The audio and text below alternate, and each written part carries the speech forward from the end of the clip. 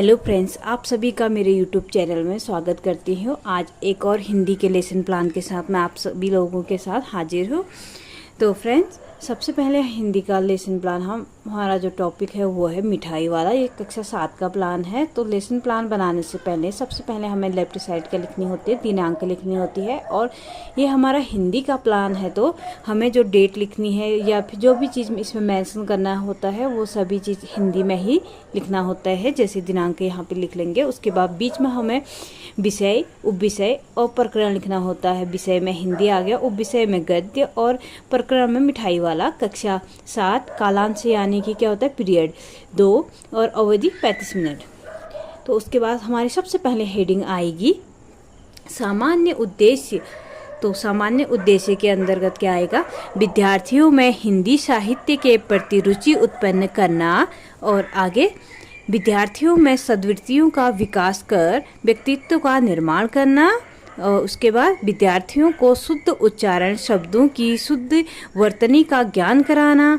और लास्ट है विद्यार्थियों में अभिव्यक्ति की योग्यता का विकास करना।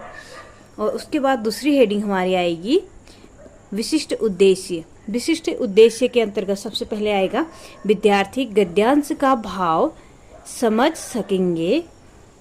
उसके बाद नेक्स्ट है विद्यार्थी पढ़ाए गए गद्यांश के कठिन शब्दों के अर्थ को बता सकेंगे।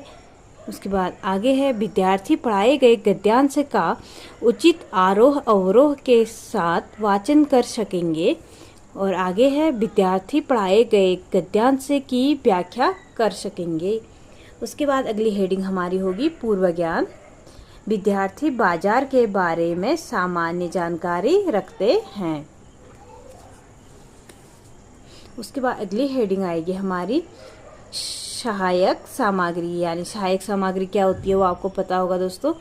जैसे कि जो हम क्लास में पढ़ाने के लिए जो जिन चीज़ों का हम उपयोग करते हैं, जिन चीज़ों से हम बच्चों को सिखाते हैं, समझाते हैं, उनको बोलते हैं सहायक सामग्री। जैसे कि मैंने यहाँ पे मेंशन किया है मिठाई वाले पार्ट को दर्शाता हुआ एक चार्ट। ये इस यहाँ पे आप मॉडल भी हो सकता है, आपका कोई रियल ऑब्जेक्ट भी हो सकता है। आप कुछ भी जो चीज़ आप बच्चों को समझाने के लिए जो चीज़ उपयोग में ला रहे हो वो चीज़ यहाँ पे आप मेंशन कर सकते हो। उसके बाद अगली हेडिंग आएगी प्रस्तावना प्रश्न। तो प्रस्तावना प्रश्न में सबसे पहले हम लिखेंगे छात्राध्यापिका क्रियाएं, या फिर छात्र अध्यापक, अगर आप लड़के हो तो छात्र अध्यापक क्रियाएं लिखोगे यहाँ पे। तो उसके बाद अगली हेडिंग लिखेंगे छात्र क्रियाएं। तो इसमें पहला प्रश्न हमारा है आपको सबसे ज़्यादा क्या पसंद है। तो बच्चा आंसर देता है घूमने जाना या तथा खेलना। तो यहाँ पे मैंने शॉर्ट आंसर लिखे हैं, ये आपको पूरे आंसर लिखने हैं यहाँ पे। कि बच्चे लिखेंगे हमें घूमने जाना और खेलना पसंद है। दूसरा प्रश्न इसी से रिलेटेड हम दूसरा बनाएंगे, घूमने तथा खेलने के अलावा आपको क्या पसंद है। तो बच्चे आंसर देते हैं मिठाई तथा चॉकलेट खाना उनको पसंद है। तो मिठाई और चॉकलेट से ही हम दूसरा शब्द बनाएंगे। मिठाई आप कहाँ से खरीदते हो। तो बच्चों का आंसर आएगा मिठाई हम बाजार से खरीदते हैं। तो बाजार से रिलेटेड ही हम चौथा क्वेश्चन तैयार करेंगे। बाजार में मिठाई कौन बेचता है। तो ये बच्चों के लिए एक समस्यात्मक क्वेश्चन हो जाएगा। तो यहाँ पे हम लिख देंगे समस्यात्मक। जब तक हमारा समस्यात्मक क्वेश्चन नहीं आएगा, प्रश्न नहीं आएगा, तब तक हम बच्चों से प्रश्न पूछते ही जाएंगे। उसके बाद और ध्यान रहे कि 4 या 5 क्वेश्चनों में हमें समस्यात्मक प्रश्न बनाना ही होता है। तो हमें उसको जो भी हम बच्चों को पूछते हैं उसको इतना जटिल बनाना है कि 4-5 क्वेश्चनों में हम उसके लिए समस्यात्मक पैदा कर दें। उसके बाद लास्ट हेडिंग होगी हमारी उद्देश्य कथन। जब बच्चे के सामने समस्यात्मक क्वेश्चन आ जाता है तो उसके बाद हम उद्देश्य कथन कहते हैं। विद्यार्थियों आज हम अपनी पाठ्य पुस्तक वसंत के अंतर्गत भगवती प्रसाद वाजपेयी जी द्वारा रचित कहानी मिठाई वाले का अध्ययन करेंगे। तो फ्रेंड्स, आपको थोड़ी भी हेल्प मेरी वीडियो से मिल रही है तो प्लीज़ मेरे चैनल को सब्सक्राइब कीजिए और वीडियो को लाइक कीजिए। इसके लिए आपको कोई पेमेंट करने की ज़रूरत नहीं होती है। तो एक लाइक सब्सक्राइब में क्या आपका जाता है। तो फ्रेंड्स, अब आगे देखिए सबसे पहले हेडिंग आपको लिखनी होती है शिक्षण बिंदु, फिर अनुदेशात्मक उद्देश्य, विशिष्टीकरण सहित, फिर छात्र अध्यापिका क्रियाएं, अपेक्षित छात्र व्यवहार यानी कि जो छात्र से जो अपेक्षा की जाती है वही व्यवहार, उसके बाद है विधि पर विधि एवं शिक्षण सहायक सामग्री, और लास्ट में आएगा हमारा मूल्यांकन। तो इसको हम ये कॉलम बनाया हुआ तो मिलता है, ये मैंने रफ में बनाया तो अपने हाथ से किया है। ये कॉलम वैसे बनाया हुआ लेसन प्लान की डायरी होती है जो उसमें बनाया हुआ होता है। फिर उसके बाद पहले में हम लिखेंगे हेडिंग आदर्श वाचन। विद्यार्थी श्रवण कौशल का विकास कर सकेंगे। उसके आगे छात्राध्यापिका क्रिया में आएगा छात्राध्यापिका उचित आरोह अवरोह के साथ प्रस्तुत गद्यांश का वाचन करेंगी। और उसके बाद आएगा अपेक्षित छात्र व्यवहार यानी कि छात्र से जो अपेक्षा की जा रही है कि वो आंसर देगा, उसमें विद्यार्थी ध्यानपूर्वक सुनेंगे। और उसके आगे आएगा वाचन विधि, पाठ्य पुस्तक विधि, और मूल्यांकन में अभी कुछ नहीं आएगा। उसके बाद अनुकरण वाचन हम हेडिंग डालेंगे, उसमें आएगा विद्यार्थी वाचन कौशल का विकास कर सकेंगे। और उसके आगे जो छात्राध्यापिका क्रियाएं होती हैं उसमें आएगा छात्राध्यापिका प्रस्तुत गद्यांश को व्यक्तिगत रूप से विद्यार्थियों को पढ़ने का निर्देश देंगी। यानी कि जो छात्राध्यापिका है वो जो गद्यांश है उसको हर एक बच्चे से हर एक तो नहीं कि जिस रैंडमली किसी को भी बोल सकते हैं कि आप इस गद्यांश को पढ़ो करके उठ के पढ़ने के लिए बोलेंगी। उसके बाद निर्देशित विद्यार्थी वाचन करेगा और शेष विद्यार्थी ध्यानपूर्वक सुनेंगे। जिस बच्चे को आदेश दिया गया है वो पढ़ेगा और ज़्यादा विद्यार्थी ध्यानपूर्वक सुनेंगे। उसके बाद आएगा अनुकरण वाचन, फिर काठिन्य निवारण, उच्चारण संशोधन यानी कि बच्चे को जिन शब्दों को बोलने में कठिनाई हो रही है, जिसका आंसर जो कठिन शब्द लग रहे हैं उसको उनका निवारण करेगी छात्राध्यापिका। फिर पहले में लिखेगी वो विद्यार्थी उचित आवाज़ में शब्दों का शुद्ध उच्चारण कर सकेंगे। फिर उसके बाद आएगा छात्राध्यापिका कठिन शब्दों को श्यामपट्ट पर लिखेंगी व विविध विधियों के माध्यम से उच्चारण करेंगी। उसके आगे आएगा विद्यार्थी व्यक्तिगत रूप से शब्दों का शुद्ध उच्चारण करेंगे। और उसके आगे लिखेंगे हम विखंडन विधि।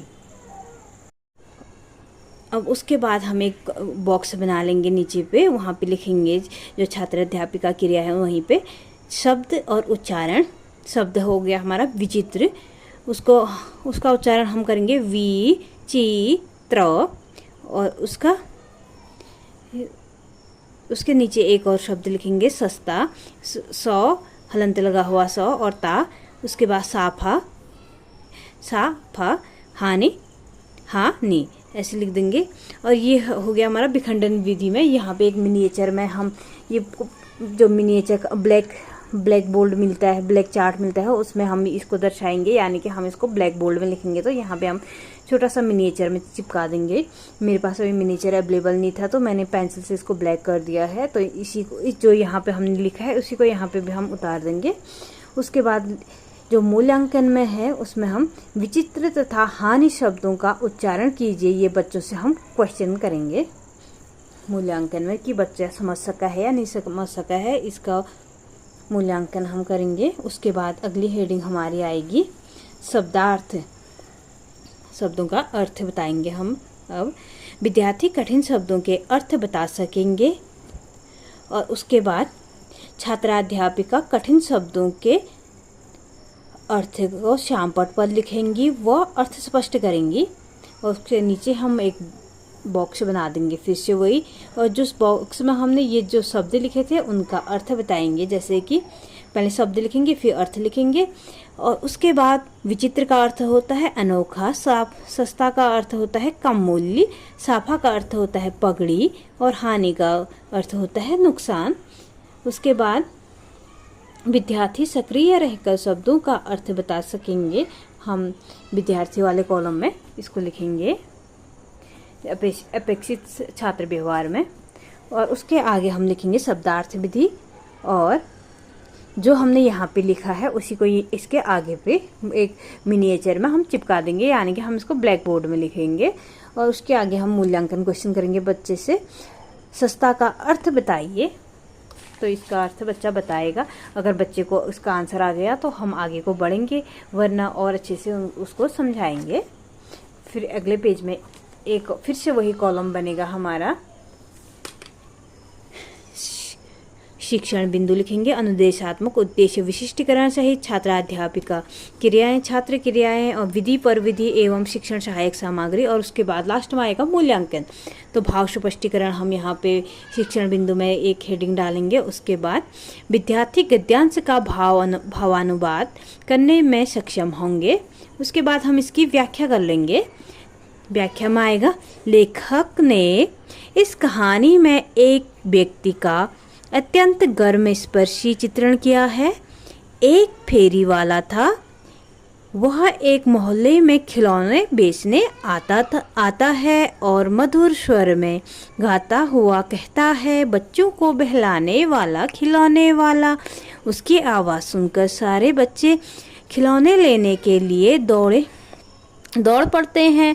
उसके खिलौने बहुत सस्ते होते थे और सभी को आश्चर्य में भी डाल देते थे कि ये फेरी वाला इतने सस्ते खिलौने कैसे बेचता है। और उसके आगे हम लिखेंगे छात्र व्यवहार में विद्यार्थी ध्यानपूर्वक सुनेंगे। और उसके आगे हम विधि पर विधि एवं प्रदर्शन विधि में क्या करेंगे, प्रदर्शन विधि लिखेंगे और एक चार्ट, यानी बच्चों के सामने यहाँ पे एक चार्ट बना के जो हम चार्ट में बच्चों को दिखाएंगे क्लासरूम में, उसी का हम छोटा सा मिनिएचर चिपका देंगे यहाँ पे। उसके बाद अगली हेडिंग आएगी हमारी मौन वाचन। मौन वाचन में आता है विद्यार्थी मौन वाचन की क्षमता का विकास कर सकेंगे। और उसके आगे आएगा छात्राध्यापिका क्रिया में, छात्राध्यापिका विद्यार्थियों को मौन वाचन करने का निर्देश देगी तथा घूम घूम कर संपूर्ण कक्षा का निरीक्षण करेंगी। मौन वाचन यानी कि अपने मन में पढ़ना। और छात्र क्रियाओं में आएगा सभी विद्यार्थी उपयुक्त गद्यांश का मौन वाचन करेंगे। और उसके आगे हम लिखेंगे मौन वाचन। और उसके अगला हेडिंग आएगा हमारा बोधात्मक प्रश्न, विद्यार्थी गद्यांश। फिर उसके आगे लिखेंगे विद्यार्थी गद्यांश से संबंधित प्रश्नों के उत्तर बता सकेंगे। और उसके आगे जो हमारा छात्राध्यापिका क्रिया है उसमें हम लिखेंगे छात्राध्यापिका संपूर्ण गद्यांश से संबंधित प्रश्नों को पूछेंगी। जैसे पहला प्रश्न पूछ दिया छात्राध्यापिका ने, मिठाई वाला गद्यांश के लेखक कौन है? तो फर्स्ट में बताया था, तो यही क्वेश्चन हमने बच्चों से पूछ लिया है। जैसे बच्चों ने आंसर दिया, मिठाई वाले पाठ के लेखक हैं भगवती प्रसाद वाजपेयी जी। दूसरा प्रश्न है, खिलौने वाले के खिलौने कैसे होते थे? बच्चों का आंसर आएगा, खिलौने वाले के खिलौने बहुत सस्ते होते थे। और अब है हमारा आखिरी पेज। तो इस पेज को शुरू करने से पहले फ्रेंड्स, अगर आपने मेरी वीडियो को लाइक नहीं किया है तो प्लीज़ मैं आपसे रिक्वेस्ट करती हूँ। मैं भी बहुत मेहनत से वीडियो बनाती हूँ आपके लिए, तो प्लीज़ एक बार वीडियो को लाइक कर दीजिए, चैनल को सब्सक्राइब कर दीजिए अगर आपने सब्सक्राइब नहीं किया है तो फ्रेंड्स, सबसे पहले हम शिक्षण बिंदु लिखेंगे। उसके बाद अनुदेशात्मक उद्देश्य विशिष्टीकरण सहित फिर छात्राध्यापिका क्रिया।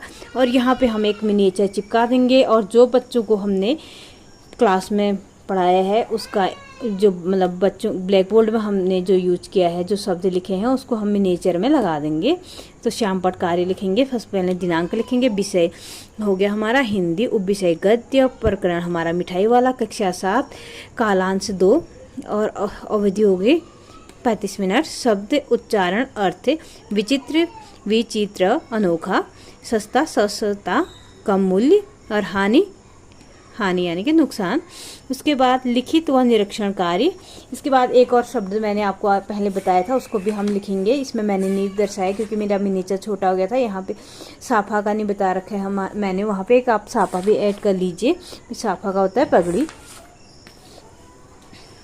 उसके नीचे हमारी अगली हेडिंग आएगी लिखित एवं निरीक्षण कार्य। इसमें आएगा छात्राध्यापिका छात्रों को श्यामपट्ट कार्य को अपनी कॉपी या उत्तर पुस्तिका में उतारने का निर्देश देगी तथा संपूर्ण कक्षा का घूम घूम कर निरीक्षण करेंगी। और उसके बाद अगला हेडिंग आएगा सामान्यीकरण अनुपयोग, और उसमें हम लिखेंगे विद्यार्थियों, आज हमने मिठाई वाले कहानी का अध्ययन किया, जिससे हमें यह शिक्षा मिलती है कि हमें अच्छा आचरण रखना चाहिए। उसके बाद पुनरावृत्ति प्रश्न दोबारा पूछे जाएंगे बच्चों से। इसको हम यहाँ पे मेंशन नहीं करेंगे, यहाँ पे हम सिर्फ लिख देंगे, जैसे कि खिलौने वाले के आने पर बच्चों की प्रतिक्रिया कैसी रहती थी। और दूसरा प्रश्न है मिठाई वाला अलग अलग चीज़ें क्यों बेचता था। उसके बाद लास्ट हेडिंग हमारी आएगी गृह कार्य। जो गृह कार्य में होगा, हमें कोई भी गृह कार्य बच्चों को देना है, जैसे कि मैंने यहाँ पे मेंशन किया हुआ है, खिलौने वाले की विशेषताएं लिखकर लाइए। Thanks for watching my video.